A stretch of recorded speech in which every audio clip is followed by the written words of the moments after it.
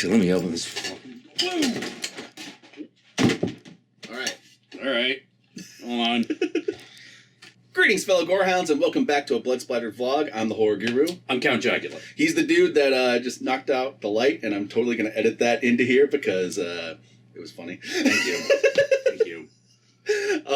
Fucking hot in here tonight. Oh yeah, it's really fucking. It was hot in general today for some reason in California.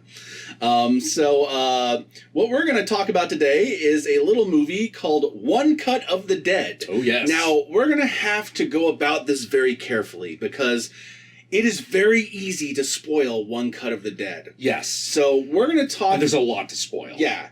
So we're going to talk in some generalities at first and talk a little bit of some things that happen in the movie. But I'm going to warn you right now, the spoilers for this movie are real goddamn spoilers. Yeah, so yeah. if you have any interest in seeing this movie after we're done talking about it, then stop at the spoiler section.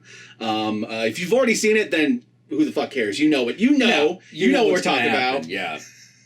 All right. So One Cut of the Dead is ostensibly a horror comedy from Japan about a zombie outbreak that happens in the middle of filming a zombie movie. Yep. That's basically what the movie's about. And we watched it through the Joe Bob Briggs. Yeah, last drive-in show. I've had this movie recommended to me for half a year now. For the better part of the last half of 2019, I had a lot of people commenting, when are you going to review One Cut of the Dead? Well, we're doing it now. I think the first thing that we should say is that either way of watching One Cut of the Dead, either on Joe Bob's Shudder show or just by itself, is completely legit. It is a fantastic movie. Yeah. Like, if you like Joe Bob, and I understand he is an acquired taste, if you like Joe Bob, it is fun watching it with him having his commentary, especially when he talks about some of the behind-the-scenes stuff, like the acting troupe that they got to make the movie, and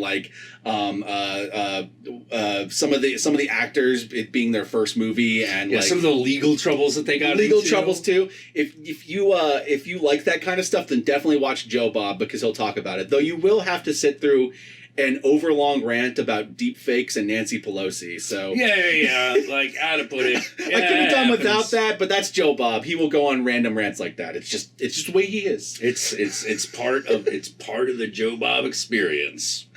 But One Cut of the Dead is fucking hilarious. It is a fantastic horror comedy. Now, what I really love about it, I can't talk about now.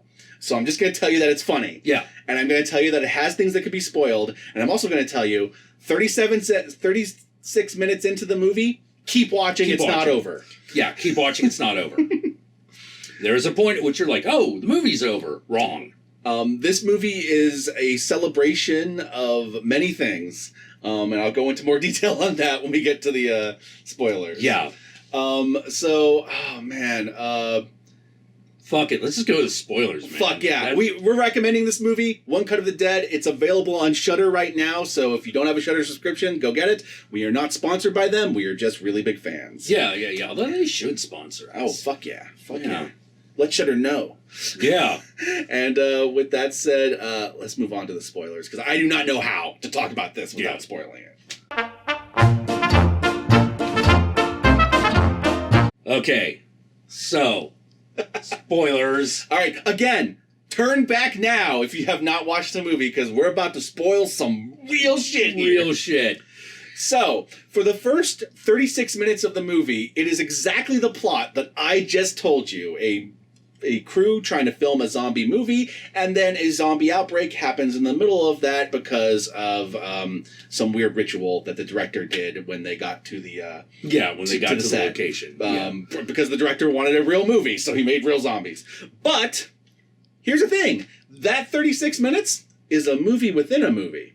Because that 36 minutes, it turns out, is a movie that's made by the actual main character, who is the director, who played the director, who has been hired to film a live, single-take zombie movie for a television network. And the real movie is him trying to put that shit together and the chaos that happens during the production of making it and going back to the actual movie and showing you what was happening behind the scenes when certain scenes were happening. So the first 30 minutes of the movie is one cut of the dead. Yes. The second 30 minutes of the movie is the pre-production that happened, including the director being given the job and going, are you fucking serious? We can't do a one-take fucking live broadcast. That's insane. So essentially, 36 minutes in, this changes genres. It's no longer a fucking horror comedy. It is now just a comedy about making a movie. Yep. Yep. And it is a total celebration of filmmaking, by the way. Yeah. If you've ever had any aspirations to make movies, or if you just made movies with friends, or if you went to film school, or if you did any of those things, then you are gonna fucking relate hard to this movie. Oh yeah, like this is one of the best movies about making a movie since Terra Firma. Yeah, it's like living in Oblivion, but with zombies. Oh god, yeah. Living in Oblivion, Terra Firma, by Troma, Ask for It by Name. Watch it today, treat yourself. Exactly that type of movie where you're, by the end of it, you're just like, what are these idiots gonna do next? I also love it from a screenwriting standpoint because by showing you the full experience, the full movie they make, the full 36 minutes, one cut of the dead, the one shot fucking live broadcast. Yeah. By showing you that, when they start making the movie, you notice that some things aren't quite the way it's supposed to be, so you're like, oh shit, how's this gonna happen? How's it gonna align the way it is? And then certain things that happen in the movie make more sense when you're actually seeing what they're doing. Like, there are moments where characters will just randomly look off screen, and you just think it's like a bad acting moment, but it's actually because someone was holding a sign that's telling them to be act sad. Be sad! Like, okay, there's an axe outside. Grab it. Yeah, like the original title of this movie was Don't Stop Rolling. Which would have been a great title too. Yes. But I'm fine with it being called One Cut of the Dead. Yeah, One Cut of the Dead is technically the movie in the movie. Movie in the movie in the TV show. It's weird. Yeah. Yeah, but the original title was Don't Stop Rolling. Yep. And One Cut of the Dead is a great title to get you in. But I really feel like that is the real title of the fucking movie. Don't stop shooting. That's the entire fucking attitude the entire time. Well, because when you're watching the original short, you're like confused because there are times where the director will look into the camera and break the fourth wall and just be like, keep filming! And you're like, wait, why is he telling us to keep filming? What's going on? And then you actually, when you get to the actual reveal that, like, oh, this was a live broadcast and that, things were going wrong. Actors were shitting themselves backstage because they had the wrong water. One actor was drunk, so the director was literally off-screen holding him while he was pretending to be a zombie. And he was throwing up on the other actors for real because he was wasted. The director was having to insert himself into scenes that he originally wasn't supposed to be in because certain people weren't there. To cover shit up, you know? Like, oh my god. And there's even an extra added awesome layer to this because when you get to the actual credits of the movie, as opposed to the credits of the movie within the movie, they'll show you the making of the making of the making. Yeah. Because the entire time, the guy playing the director is running around with a camcorder, and the footage for the credits is spliced from the footage from that camera. Yep. And oh man, I love there's like so many small things, like a crane breaks, and there's a point in which they have to get people to all stand and do a pyramid to hold up the crane of the camera, and it's just, yeah. This movie gets the chaos of making a film, as well as the what do you call it? The satisfaction of having completed it, regardless of the final quality. The fact that you did it. Yeah, it's done. It's done. Holy fucking shit. Like, by the time you get to the end of this movie, you are cheering on the entire goddamn crew, going like, yes, they did it! Even though you saw the movie. You know the movie is an awful, hilarious piece of shit. You still feel by the end of it, oh my god, they did it! These guys are geniuses! Yeah, this is kind of this is like kind of it's like that Patton Oswalt joke about Blade Trinity. Where he's like, Blade Trinity, if you don't know any of the behind the scenes stuff, is a terrible dog turd of a movie. But if you understood everything that was happening behind the scenes, this is an Oscar. Yep. And I just love all the seeds that watching the movie beforehand will give you for later on. Because there's a point in which all of a sudden the camera starts doing these weird zoom-ins out of nowhere halfway into the movie within the movie. And you're like, oh, that just started happening. Yeah. That just, okay. And then when they start getting into the production, they find out that there's the camera operator, and then there's the camera operator's assistant. And the assistant really wants to operate the camera because the assistant really wants to do these zoom-ins. Yeah. So that's when you realize that there's a point in which the operator is knocked out, and she has to grab the camera and starts doing the zoom-ins. Yeah, he slips and busts his ankle. Yeah. During a running sequence. And so she has to pick the camera up, and he doesn't want to give it to her, but he's like, I can't do it anymore. My ankle's broken. And that's when some of the bullshit starts. I also love the fact that up to the moment where she starts actually doing it, you're on her side. You're like, oh, come on, let her do this thing. That sounds great. But the minute she starts doing it, you're like, no, the other guy was right. That was a terrible idea. And I also love there's a point in which one of the actresses and actors don't make it to set because they get in a car crash. Yeah. Because they're having an affair. So the director and his wife have to take on the roles that those characters were going to take. And the wife is a full-on method actor to the point where they'll just start ad-libbing and just doing their own thing and fuck the script. I know this character, I'm going to do this. Yeah. And this reaches a point in which she just starts going apeshit on the other characters because it's a zombie outbreak, right? So I gotta stop them with this axe. And in the movie, you just think the character has gone insane, but in reality, the actress had gone insane and was wielding an actual axe and threatening them with it. So there's a point in which the guy's like, she's gonna break my arm, turn off the camera. And you're like, that's a little weird. No, he was actually worried she was gonna break his arm.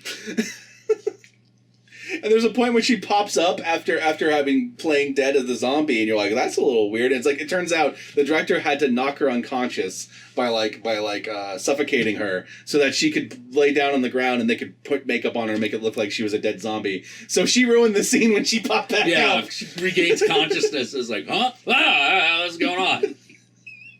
This movie is a fucking, if you like Japanese horror comedies, you'll love this, even though, like I said, in the second half, it's no longer a horror movie. It's just a movie about making a movie. Yeah. It is a straight up comedy. Yep. Yeah. But if you like Wild Zero or Versus or any of those goofy movies, you're gonna love this movie. This is the making of a movie like Versus. That's what this is. Yeah. Another movie that when you watch it, you're like, I don't know why that happened. Yep. He pulled a rocket launcher out of his ass. He just had it. Look, it just happens. Just whatever, roll with it. You know? fucking, and at the end, they have wings and they're robots. I don't ask me. Yeah. That's Versus, by the way, not One Cut of the Day. No, not One Cut of the Day. This movie doesn't have that. Yeah. And I also just love all the characters in the movie. I love the daughter, who's obsessed with horror movies and also obsessed with the actor that he had cast and didn't give a shit about his movie until he found out the actor was in it. Yeah. And then when she ends up on set, she's starts to take control when things go haywire. It's like, no, we're going to make this good. Here's what we're going to do. We're going to cut this page 3. Yeah. The crew was just like, what the fuck's going on? Who is she? What's going on? Yeah. Because because the director's not behind the scenes anymore to fucking tell them what the fuck to do. Yep, because he had to go in front of the camera, so...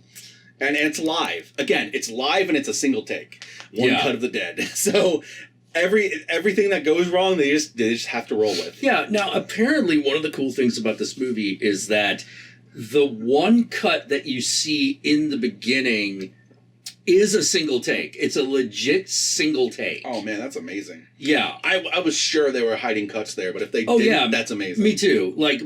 According to them, they did that 6 times with the intention of, we'll we'll cobble something together. And they just ended up using and they just ended up using the last. Well, I think it kind of if that's 100% true, then rock on to them. Yeah, because it makes sense. Because anything that goes wrong just makes it seem more authentic. Exactly. I think that was the idea. I think once they had like their actual one take, they were like, okay, we'll just use this. Yep. You know, like if we don't have to fucking complicate it, we won't. This director in the movie was probably the most relatable character on the history of the planet. Oh, this poor guy. I'm like watching this guy and I'm thinking about everything I've ever worked on and I'm just like, man, I'm feeling this guy. I'm feeling this guy hardcore. Yeah, oh my God. There's a point in the last third of the movie where you go back to shit that was happening during the one cut and you realize he's actually taking out his frustrations on people. Yep. That weird explosion he had worked for the scene, but it was actually just him being mad at this production. Yeah.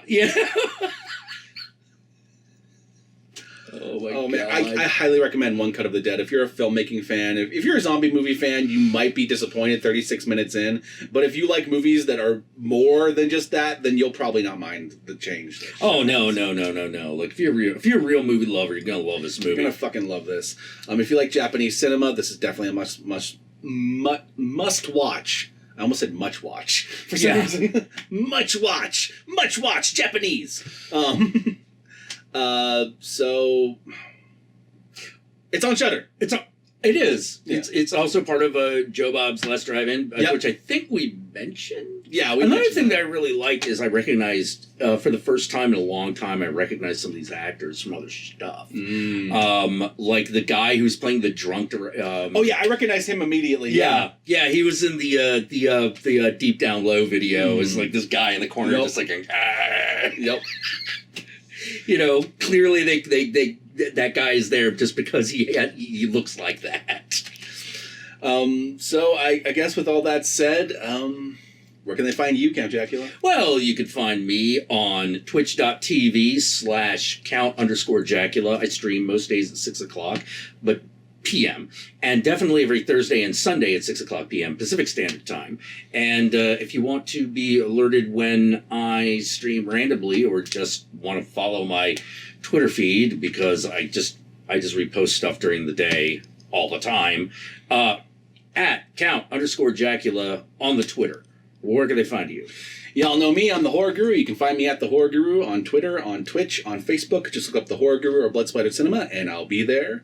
Be sure to like, comment, and subscribe. And if you watch this movie through the Joe Bob Briggs Show, then leave #MutantFam in your comment below. I want to see how many of y'all are Joe Bob fans.